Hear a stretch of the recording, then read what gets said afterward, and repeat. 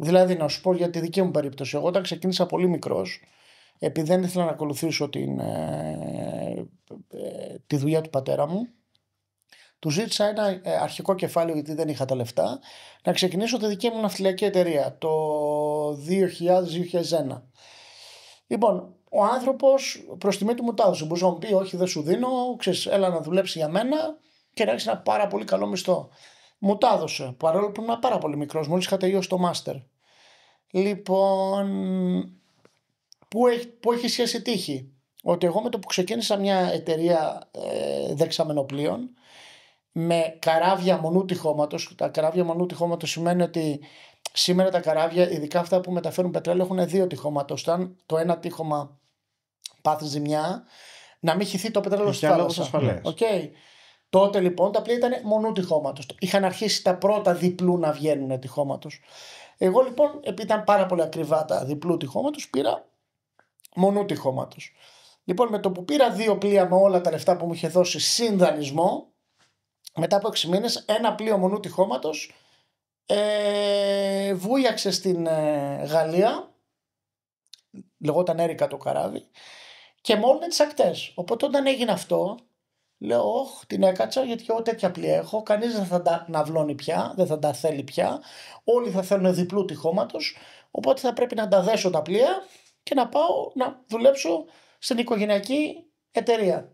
Πού έρχεται ο παράγοντας τύχη? Ότι επειδή λοιπόν μετά τα ναύλα για του διπλού τυχώματος πλοίο ανεβήκαν 500%, γιατί ξαφνικά όλοι ψάχναν για διπλού τυχώματος πλοία, υπήρχε τρομερό demand, ήταν κάποιοι ναυλωτές που δεν θέλαν να δώσουν τόσο πολλά λεφτά για να ναυλώσουν ένα πλοίο. Οπότε ερχόντουσαν σε εμάς με του μονού τυχώματος, δεν τους εννοιάζε το ρίσκο και λέγανε: του διπλού τυχώματος πλοία ναυλώνονται 50.000 τη μέρα. Να σου ναυλώσω το δικό σου που είναι μονού τυχώματος για 25. Εμείς είχαμε υπολογίσει ότι θα βγάζουμε 10.000 τη μέρα. Και ξαφνικά βγάζαμε 25. Ανέβηκε και η δική σας ζήτηση δηλαδή. Ακριβώς. Αλλά αυτό ήταν τύχη. Δεν το είχε προβλέψει κανείς. Ήταν εξωτερικός παράγοντας, ναι, που ευνοήθηκαν οι συνθήκες. Και ανεβήκαν τα ναύλα πολύ παραπάνω από ό,τι είχαμε εμείς κάνει forecast. Άρα θέλει κότσια, θέλει να μπει στη σωστή στιγμή, αλλά θέλει και τύχη. Εμείς είχαμε και τύχη. Και έτσι βγάλαμε πιο γρήγορα λεφτά από ό,τι είχαμε υπολογίσει. Και μεγάλωσε η εταιρεία ανεξάρτητα από τη μαμά εταιρεία μόνη της. Με λίγα λόγια. Γι' αυτό η τύχη είναι πολύ σημαντικό. Ναι, μου θυμίζει και την ιστορία που είπαμε πριν για το δικό μας podcast που ξεκίνησε ακριβώς πριν την πανδημία. Που ο κόσμος θέλει να βλέπει podcast. Οπότε σίγουρα χρειάζεται και αυτό το κομμάτι. Ακριβώς. Σε σένα συνέβη ποτέ κάποιο ατύχημα με κάποιο από τα πλοία σου? Ναι, συνέβη πριν 8 χρόνια νομίζω, όταν όχι μόλυνση, γιατί η μόλυνση είναι το χειρότερο που πάθεις με πλοίο. Σκέψου ότι θεωρούν χειρότερο τη μόλυνση παρά να πεθάνει κόσμος. Δεν λέω ότι συμφωνώ, αλλά έτσι είναι. Το να μολύνεις με πετρέλαιο τη θάλασσα ή μια παραλία, το θεωρούν χειρότερο από το να πεις ότι πέθανε, ας πούμε, 5 άτομα από το πλήρωμά μου. Κατάλαβες που έχουν φτάσει με το περιβάλλον. Το έχουν πιο σημαντικό από την ανθρώπινη ζωή.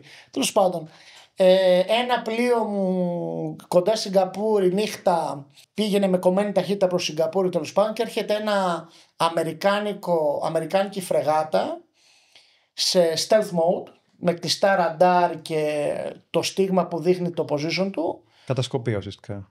Ήταν όλα κλειστά, φώτα, όλα, δεν το βλέπαμε βασικά, ούτε στο ραντάρ το βλέπαμε, και έσκασε πάνω μας. Πέθαναν καμιά δεκαριά Αμερικάνοι πεζοναύτες.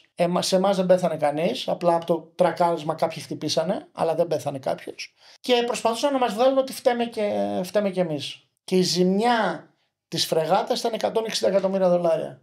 Για να κατάλαβεις τα νούμερα δηλαδή. Και ακόμα είμαστε στα δικαστήρια. Αυτό θα ρωτήσω, ότι σε τέτοιες περιπτώσεις λογικά παίζουν και από πίσω ασφάλειες πλοίων.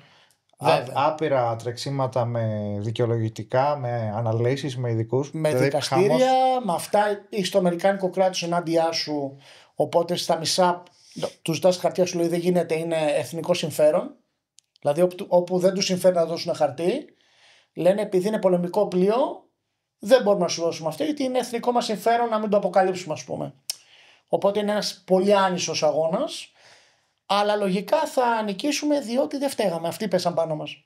Αυτοί είχαν κλειστά τα ραντάρ, όχι εμείς. Ναι, αλλά δεν σκέφτεσαι ότι είναι το αμερικανικό κράτος, οπότε μπορεί να κερδίσει κιόλας. Ουσιαστικά είναι μάχη βαθιάς εναντίον Αμερικής τώρα. Κάπως έτσι. Η δικαιοσύνη είναι δίκαιη.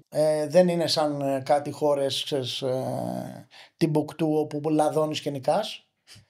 Είναι χώρες όπου η δικαιοσύνη όντως είναι σωστή. Άρα και να έχει και το αμερικάνικο κράτος εναντιά σου, η δικαιοσύνη όντως θα πει ποιος φταίει και ποιος δεν φταίει.